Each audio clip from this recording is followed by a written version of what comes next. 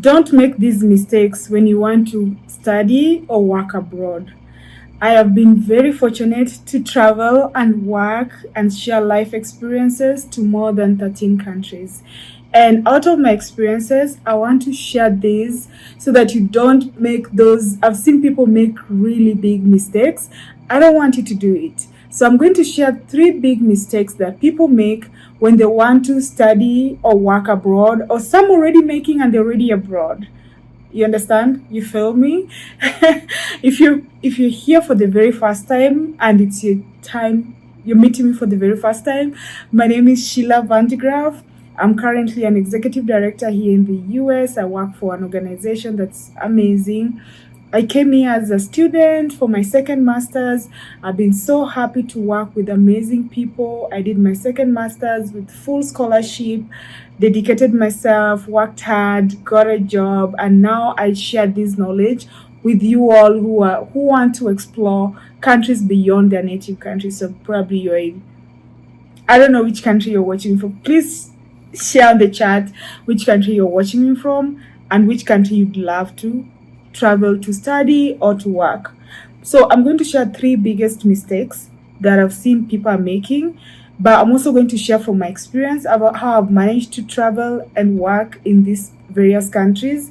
And if there's anything that you pick from that, it will be the passion I love sharing all this information with you, but also to help you cut on any cost, unexpected emergency, over reliant on probably relatives, and all those mistakes that I see people. And unfortunately, I told you I live in the US and in Colorado. We've had people leave their country who are doing much better in their own country, and they come to suffer in countries abroad. I don't want you to make those mistakes. I want you to look through what's your intention, where do you want to see yourself, and whether it's worth it. And whether it's worth it will come from you, but I'm just going to share all those basic information, the mistakes that I'm seeing people making, and it's big time. Mistake number one is not doing enough research. I've seen this. We all go on TikTok, YouTube, Facebook is our friend, and now, whenever we see people excelling and whatever we hear from Facebook, we take it as the gospel truth. I encourage you to go in and do research. One country is so different from the other. I could be living, and I'm living in the US, but I live in a completely different state than the other person. Probably you're watching her TikTok or his TikTok, whoever, So how I'm gonna portray what I'm sharing today will be based on me living in Colorado. Somebody else who's living in Mississippi might have a different outlook to working and studying abroad. Somebody who's living in France might have a different way of how they'll share their experiences on TikTok, and somebody who's living in Dubai will share. So don't just take TikTok and YouTube and Facebook or social media platform as the truth. Go in, do research on every country has its own visa rules. Every country has its own job market. So don't assume if you have to leave your country, you have to go to the US, or you have to go to Australia, or you have to go to Austria. Whatever it is, I'm not saying you don't have to. I'm saying just do your research. Or maybe you're in the US and you want to go stay in South Africa or in Kenya. Do your research, because whoever is in South Africa right now is sharing from their own perspective. I'll emphasize on that.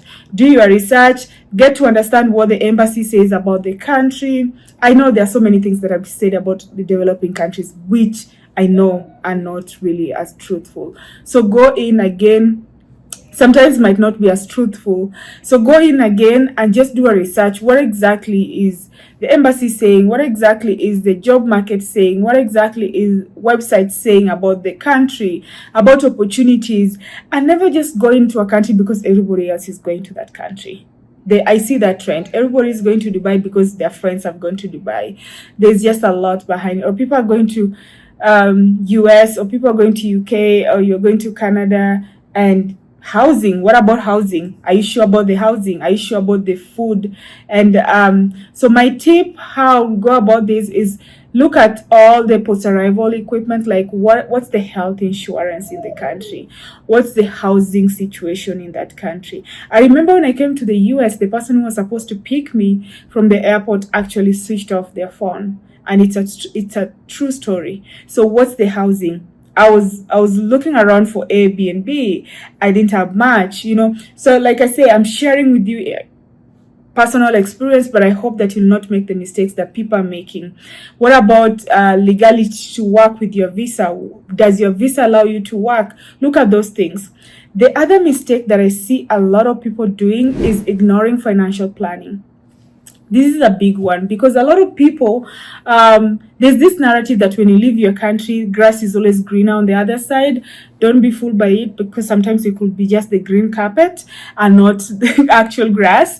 So I've seen a lot of people leave really good jobs in really nice countries and go to countries that they now do jobs that I don't know. So be prepared financially, because if you don't have money, you will have to get money somehow. Look at the visa fees. How much is the visa fee? How much if the flight changes? Like I remember when my sister was coming to the US, we booked a flight that with her visa to the US, she could not transit into that country. We had to buy a new ticket for her to come to the US, so which means that we lost over $1,000, like almost $2,000, because we booked a flight that she could not transit into that country. So check on that. Like if flight changes, will it be the end of you?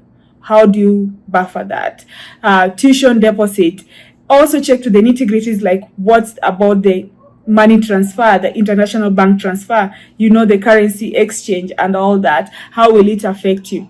For me, my tip, at least I had a dad then who cared about me, but unfortunately I lost my dad last year, so I could rely on him. But my suggestion would be at least have 3 to 6 months of savings, but also just being realistic. Sometimes you don't have it. Just see if you can have a group of community that can support you. If you're in that situation, have a strong community. Mistake number 3, poor communication or preparation for interviews. I know we like to wing it. I'm one of those people. I'm a procrastinator sometimes. I go into wing, So not everything you can wing it.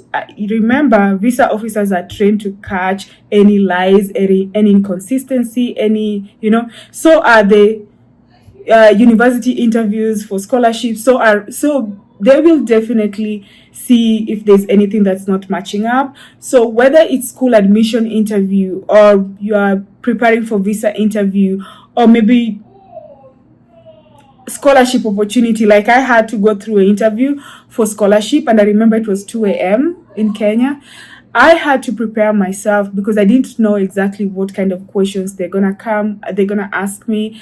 Always try as much as possible to quantify your responses. Don't make them brief. Give narration, give situations and all that. My tip for this, practice, do mock interviews with your friends, with your relatives, whoever. Prepare yourself well before the actual interview. It will save you a lot. Those are 3 biggest mistakes. If you're wondering how to start and you don't know where to start from, I recommend my book, Mastering the Ultimate Study Abroad Guide. Link is in the video. Go ahead. If you're wondering where to, put every information that you'll need on that book. So feel free to get the book. If you want a one-on-one consultation, I'm here for you. But I just love to know where you're watching me from, and most importantly, which country do you want to go to? Like, which country are you aiming to go and study or to go and work in? And any nice experience that you think you get from that. Thank you. Please like, share, subscribe. Bye.